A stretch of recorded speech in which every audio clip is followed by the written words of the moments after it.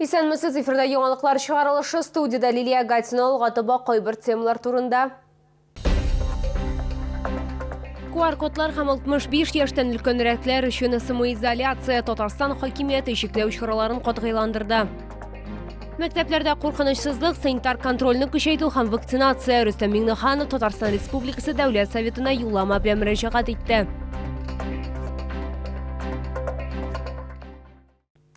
QR-кодлар һәм 65 яшьтән өлкәнрәкләр өчен изоляция. Татарстан хакимияте чикләү чараларын катгыйландырды.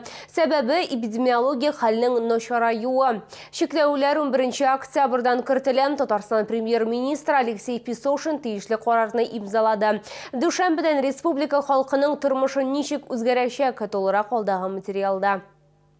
Яңа кагыйдәләр 11 октябрьдә үз көченә керә. Соңгы ярты елда вакциналаштырылмаган яки коронавирус белән авырмаган 65 яшьтән өлкәнрәкләр өчен үз изоляцияләү кертелә. Якын тирәк кибеткә барып чүп-чар ташларга яки өйдән ерак китмичә генә йөрергә мөмкин булачак. Калган шәһәрдәшләргә килгәндә җәмәгать туклануы объектларына, бассейннарга, фитнес-үзәкләрдә, сәүдә күңел ачу комплексларына һәм кибетләргә QR-кодлар күрсәткәнгә генә кирип булачак. Метатвод QR-код түгел һәм кешеләрне санап утырган оешмаларга кертү өчен нигез була алмый.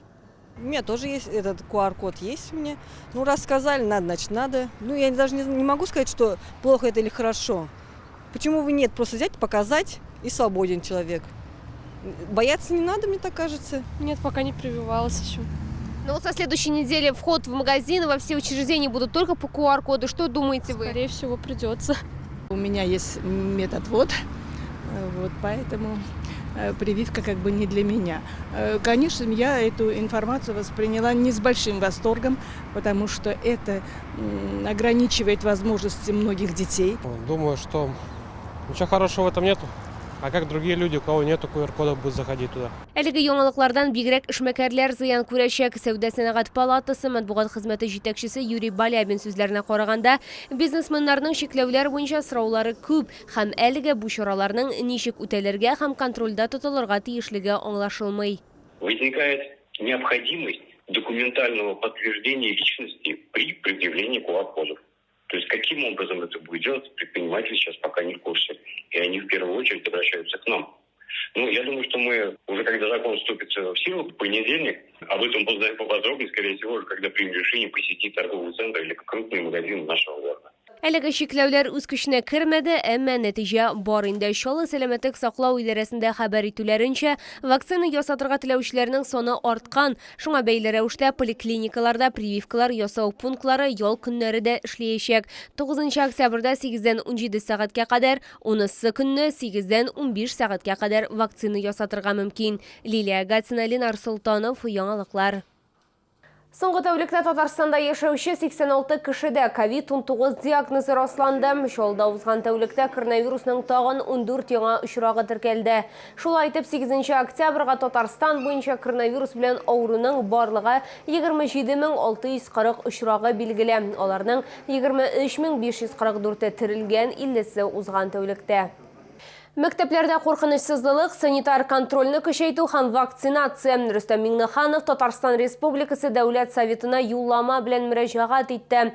Чара Казанда узды. Анда Татарстанның барлык районнарыннан барлык дәрәҗәдәге хакимият җитәкчеләре катнашты. Теманы хәбәрчебез дәвам итә. Татарстан президенты юлламасы 6-нчы чакырылыш Татарстан Республикасы Дәүләт Советының 25-нче утырышы кысаларында яңгырады. Вакцинация, куркынычсызлык, гаиләләргә ярдәм итү, шулай ук җәмәгать киңлекләрен саклау темаларында искә алынды. У нас уже были замечания к ряду районов этой части. Это Набережные Челны, Бугульминский, Лаишский, Кукмарский, Менделеевский и Рыбно-Слободский районы.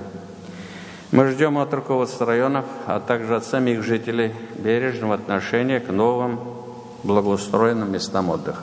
Казан санитар щит федераль проекты программасы эшли башлаган 9 ире шәһәр исемлегенә керде. Шуңа бәйле рәвештә республика башкаласында ПЦР үзәкләр ачылачак, ә халыкара аэропортларда санитар контроль көчәйтеләчәк.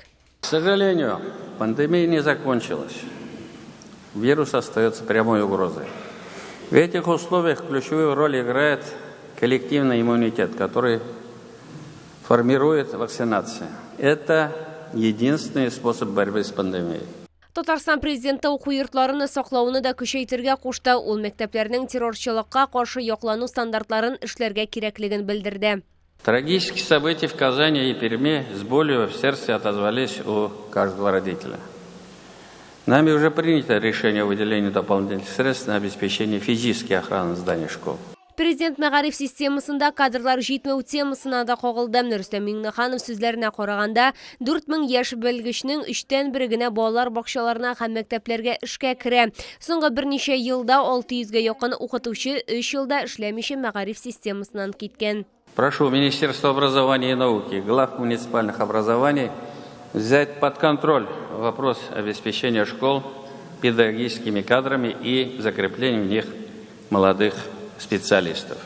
2022 ел Татарстанда цифрлаштыру елы дип игълан ителде. Республика хөкүмәтенең туп бурычы халыкның тормышы сыйфатын күтәрү. Бу уңайлы шартлар тудыру, керемнәр үсеше, сәламәтлек саклау һәм белем алу мөмкинлеге, уңайлы экология. Бизнес, хакимият һәм җәмәгатьчелек тырышлыгы бу бурычка буйсынырга тиеш дип билгеләп үтте үзенең юлламасында Рөстәм Миңнеханов. Лилия Гатина, яңалыклар. Таксида йөрү куркынычсызмы? Татарстанда пассажир йөртүчеләрне масса күләм тикшерү дәвам итә. Шулда да такси профилактик операциясе узды. Рейд Тынычлык проспектында оештырылды. Юл-патруль хезмәте инспекторлары нәрсәгә игътибар итәләр һәм нинди хокук бозулар ешрак очрый? Хәбәрчебез сөйләячәк. Пассажирлар ташу өчен кирәкле документлар булмау, транспорт чарасының төзек булмавы, автомобиль йөртүче тарафыннан юл хәрәкәте кагыйдәләрен үтәмәү. Автоинспекторлар таксистларны пассажирларның куркынычсызлыгына яный торган барлык хокук бозулар буенча тикшерде. До этого вас останавливали? Останавливали, 100 раз останавливали. А за что останавливали? Ну, по-всякому. Ну, как вы думаете, у вас сейчас есть нарушения? Не знаю. Я подрабатываю, это не основная работа. А как думаете, какие-то проблемы у вас с документами сейчас имеются? Нет. Таксистлар арасында газы җайланмаларын теркәүмәүчеләр дә очрый, шундыйларның берсен рейд барышында ачыклаганнар. Инспекторлар билгеләп үткәнчә, әгәр якын арада машина йөртүче тиешле документларны рәсмиләштермәсә, аның транспорт чарасын теркәү турындагы таныклыгын алар һәм автомобиль номерларын салдырачаклар. В отношении гражданина составлен административный материал по части 1 статьи 12.5 Кодекса Российской Федерации об административных правонарушениях. Водитель управлял автомобилем, в конструкцию которого внесены изменения без соответствующего разрешения, а именно установлено газовое оборудование. Рейд барышында техник яктан төзек булмаган хәлдә җиңел таксистлар белән идарә итүнең 3 очрагы ачыкланды. 2 хокук бозучының үзе белән машина йөртү таныклыгы булмаган, 5-се иминлек кайышын эләктермәгәннәр. Җиңел такси йөртүчеләрнең юл хәрәкәте кагыйдәләрен бозуларның профилактика эше 15 октябрьгә кадәр дәвам итәчәк. Лилия Гатина, Ленар Солтанов, яңалыклар. Мин сезнең исегезгә төшерәм, вакцина авыру йоктырудан яки авыруның катлаулануыннан качуның бердән-бер ышанычлы ысулы прививка ясатырга ашыгыз, үзегезне һәм якыннарыгызны саклагыз. Бу сезгә җиткерәсе соңгы мәгълүматыбыз иде. Мин Лилия Гатин сезнең белән сау булашам. Игътибарыгыз өчен рәхмәт.